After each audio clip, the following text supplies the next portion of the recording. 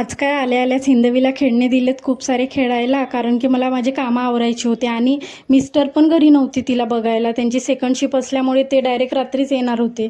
मग त्याच्याचमुळे तिला खेळणे दिले काढून खेळायला आणि एकीकडे कुकर लावून घेतला.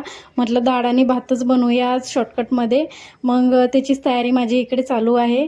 मस्त छानपैकी टोमॅटो, कांदा वगैरे मिरची सगळं मी छानपैकी कट करून घेतलं आणि म्हटलं डाळ होते तोपर्यंत आपण मस्त फ्राय करायला तयारी करूया.